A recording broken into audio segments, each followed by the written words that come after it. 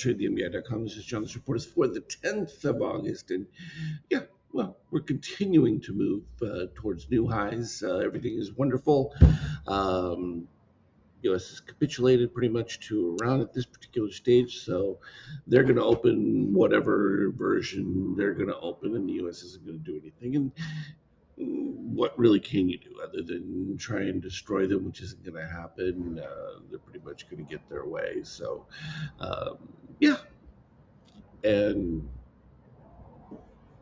I don't even know what else you say to that. From a market standpoint, that's a good thing. Will it be quick enough to see a reduction in oil prices? Now that becomes the question. Certainly, from a reading standpoint, you got magenta over yellow. That's all clean. You got MBI white fading quickly. So the excitement shorts had, they just fueled the rise, which is exactly what we predicted when we saw it taking place. Early on, even before we get to the 50%, that was pretty clean. And the DOC confirming it here with the orange below green, just now potentially crossing over it. But now at that particular point, you've got DOC green taking over, strong above cyan, and also cyan below red. So always a buy. Clean, simple, very effective.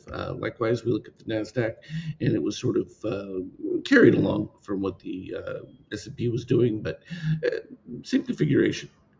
Just a little bit weaker from a DOC reading here, where you have cyan almost reaching the green at this particular stage, but you're still in rising red, so it's enough to sustain things. So NASDAQ is the weaker of the two, but still being carried along. Oil, this is not that big an improvement. You're still just right around 80. That's not great. It's not horrible. It's actually the dream spot for oil companies.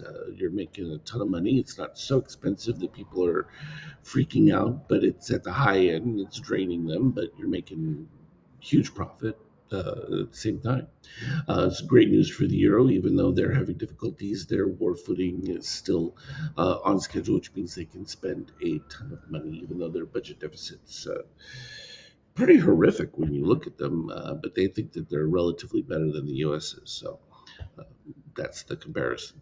And this excitement for gold, we knew that this breakout was about to come. It was just a matter of stabilization from there. And then the readings of, and it's interesting because the readings for the U.S. haven't been all that dramatic, but the rest of the world is going to be far bigger. So this is where the immigration reduction and that may have helped ease the rate of increase.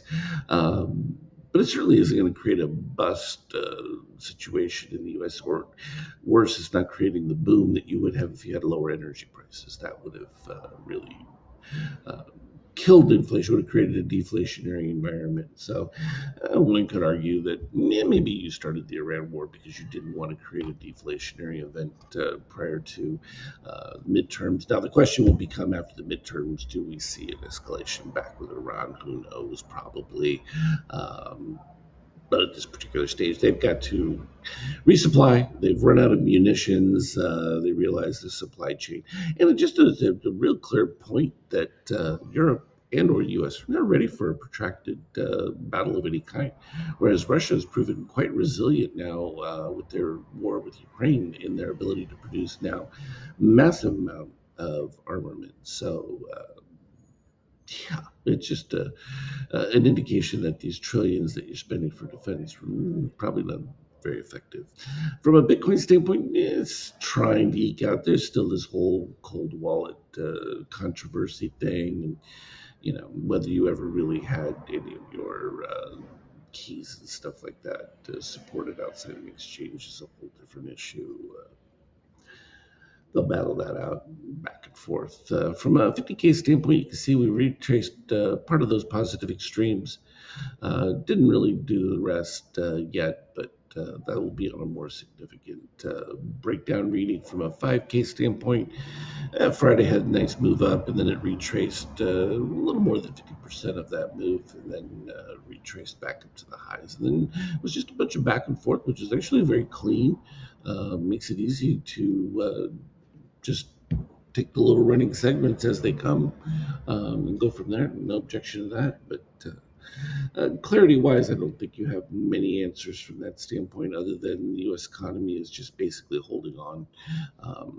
If you're able to see oil prices reduce, then there's a chance that things will improve rapidly. I'm more interested in the deflationary aspect of the reduced immigration and what impact that has, but we're not going to see that until oil prices are contained and get a real clear idea of what that really means under a new economic viewpoint. So, and I have no expectation for a change in interest rates at this particular stage. So, I don't think that's a factor. Anyway, that's long and the short of it. As always, anything relevant, I'll put in the team chat. Have a good one. Trade well.